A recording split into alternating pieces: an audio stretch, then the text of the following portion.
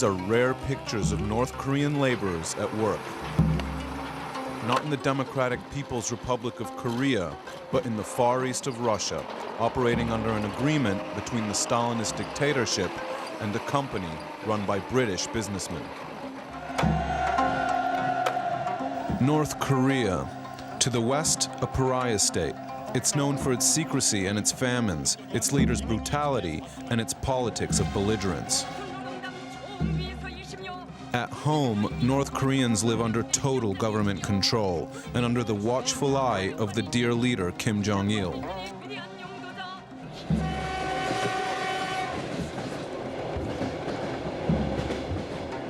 But I'd heard that in the far reaches of Russia, North Korea has created a home away from home at a series of remote logging camps.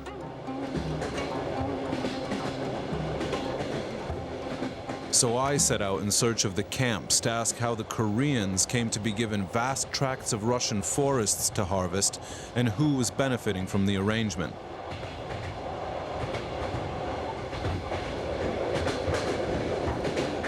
The logging operation is almost 1,000 miles from the North Korean border, in the Amur region of Russia. To get there, I flew to Khabarovsk and took a 28-hour train journey to Tinda in Russia's Far East. It's an arduous journey. Tinda was built in the 1970s as the headquarters for a massive Soviet railway project meant to populate Russia's most uninhabited corners.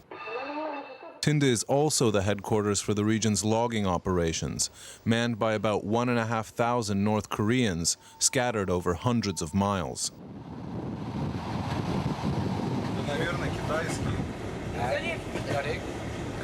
To find them, I took another train and ended up in a compartment with a small group of North Koreans.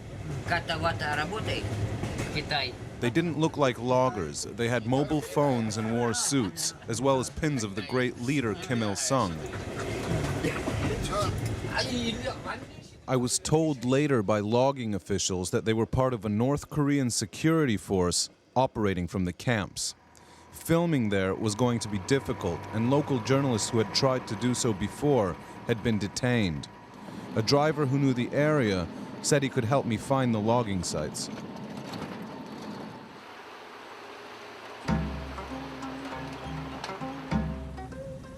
Then, something you don't see every day in modern Russia.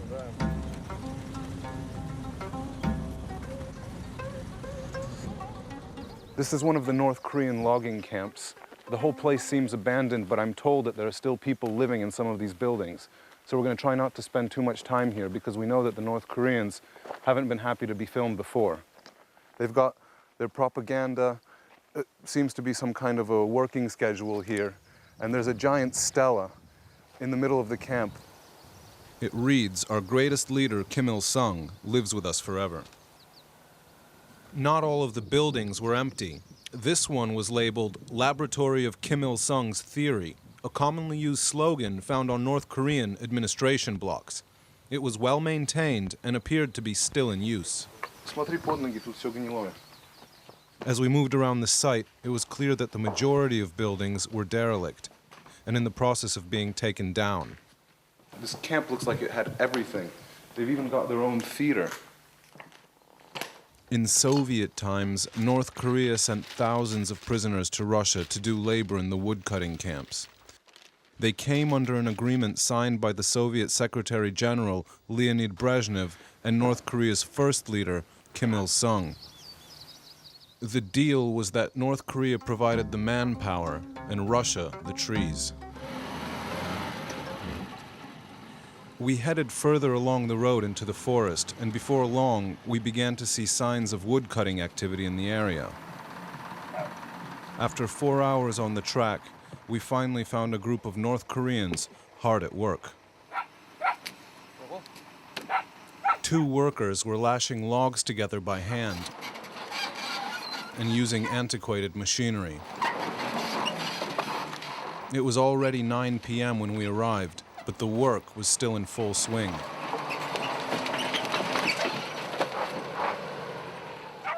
This is where they lived, a mobile wagon which they shared with 4 other people. We've decided to protect the identities of everyone we spoke to. Even inside this tiny space, there was room enough for portraits of the North Korean leadership on the wall. They were very reluctant to speak. Eventually, one worker told me he earned the equivalent of $200 per month before his colleague cut him off.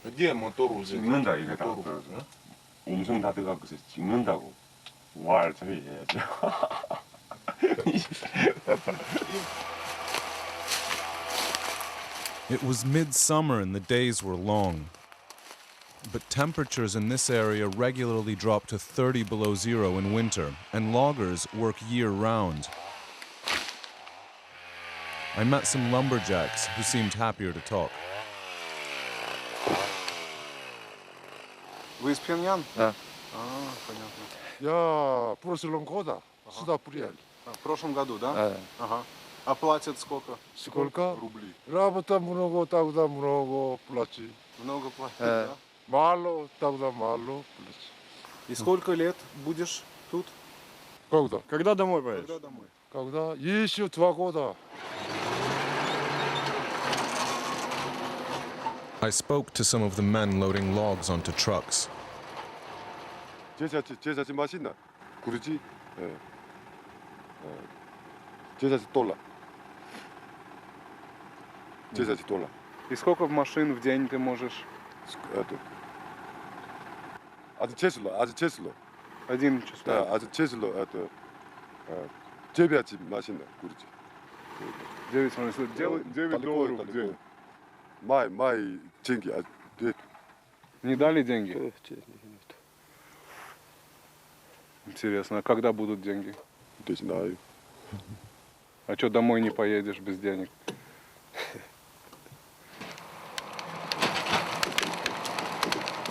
I'd heard evidence that it was possible to earn much more, and that the pay was on a per-unit basis. But human rights activists in Russia working with defectors say that often, after months of work, they weren't paid in full or not at all.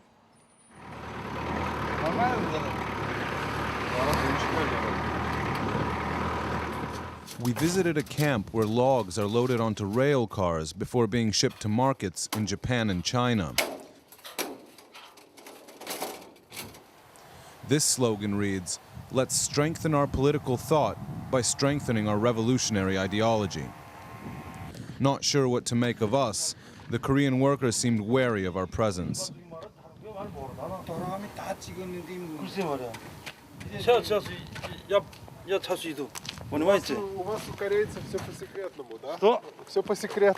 So who exactly do these men work for? I went back to Tinda to find out. Isolated on the outskirts of town are the operational headquarters of a state-owned North Korean organization known as Association Number 2. They have a secure compound where workers live in barracks. The directors live in the Russian housing block next door. The area is closed off to outsiders, so in order to get a better idea about how the North Koreans live and work, I spoke to a man who knew them well.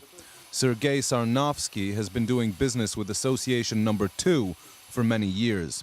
He's the director of a small local timber firm which has a contract with the North Koreans.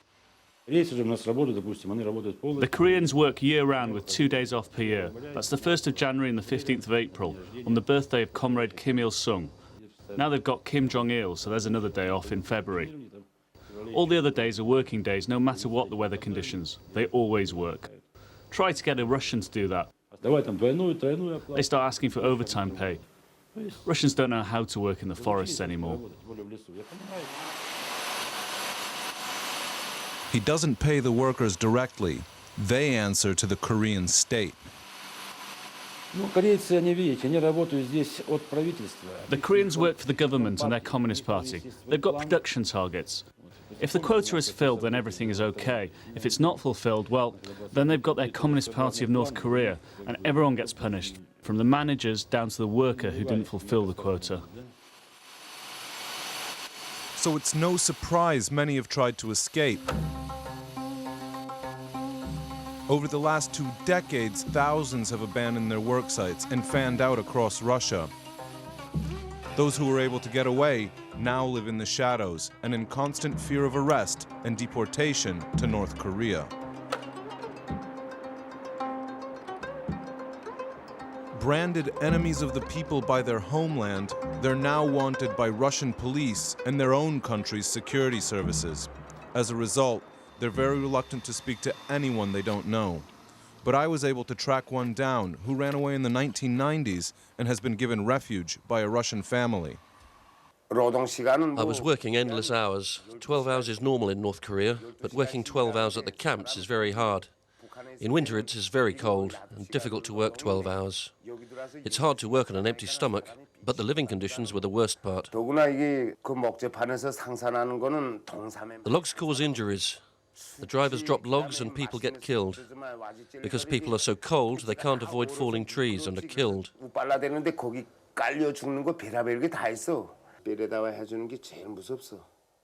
The thing I am most afraid of is going back to North Korea. First of all, I'm now a Christian. Secondly, my ideology has changed, so I'm not to be trusted. People like me are not needed by North Korea. I would be shot immediately. Some North Korean defectors have turned to human rights defenders for help. Svetlana Ganushkina's organization is assisting some 24 former loggers who escaped before 2001 and are living in hiding. I asked her what they faced if handed over to the North Korean authorities. They can expect terrible suffering. They can expect a cruel death. We know of cases when people, in the moment of their detention, have simply killed themselves. These people and their families become pariahs in their own country. They're treated as traitors.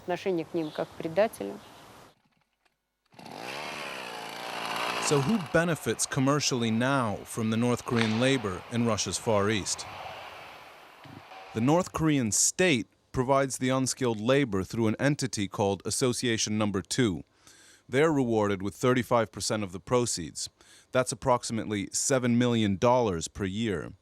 The rest goes to a firm called Tyndeles, who are in turn owned by a company called the Russian Timber Group. They own the forestry rights and provide the machinery.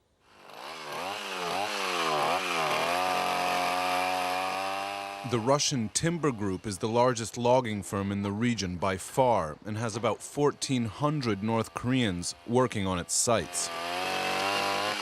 In 2004, British businessman Peter Hambro founded the company along with a Russian business partner. The group bought up a number of forestry rights across the country, a concession roughly the size of Belgium.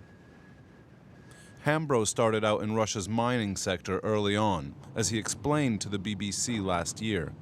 I came here when it was a run-down Soviet country.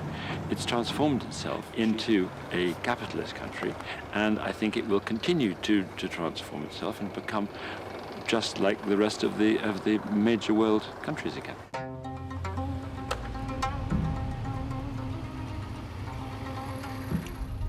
Well, the money trails brought me to London. I never expected a Russian timber company working with the North Korean government to bring me to an office next door to Buckingham Palace.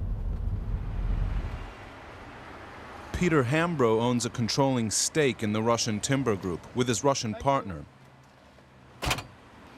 And he shares an office with its chief executive, his son Leo. This is roughly the same size as France. It has 1 million people living in it. I wanted to find out how closely the company worked with the North Korean government and if they had any control over the welfare of the loggers. We have no involvement in the actual pay of these workers because they are contractors. Do you have any control over the work and pay conditions of the workers? It is a contractor, but all we are very sensitive about is to make sure that the company that provides the workers complies with the Russian labor code, which they do, and they get regularly inspected. So you're relying on the Russian inspections as proof that the working conditions there are conform to standards? As we do not directly employ the individuals, we have no control over how they are paid. They are paid by our contractor. it is not our responsibility to be involved in the individual negotiations with the contractor. They're earning up to $7 million per year. That money's going to the North Korean government. Are you concerned about how the North Korean government uses that money? As far as the agreements that we have are in place, the money is going through to the Ministry of Forestry of North Korea. As for what is used for in North Korea is not of our interest. North Korea is one of these countries that is picked upon by NGOs for in some cases very good reasons, but in other cases it is still a country of people, and people need to work and people need to look after their family. People who are prepared to volunteer to go and work in a foreign country seem to do better than the people in North Korea. If they're prepared to do that and come and work for us, then I'm very happy for them to be there. Your own company accounts say that working with the North Koreans is a public relations risk to your company. Why do you think that is? There is always going to be criticism from media, especially pushed by NGOs, of any involvement with North Korea, especially as it has been flagged by people like President Obama as an axis of evil. We are happy to employ contractors who work and who work on efficient terms. It is not in our interest, in our public relations interest, to continue our involvement with the North Korean workers. But at the moment, our products are being sold for a good value in China and in Japan, and we are not raising capital in London. And we are happy to continue our involvement because they are workers who are prepared to work while there is timber to be sold at good values. So it's business as usual. When North Korean loggers first came to Russia over 3 decades ago, communism was still strong in this country. Today, the red banner flies only in the North Korean camps, but the real paradox is that now they owe their existence to capitalism. It's not clear how long this extraordinary partnership will survive, or what the consequences will be for the workers left in limbo between these two worlds. Simon Ostrovsky.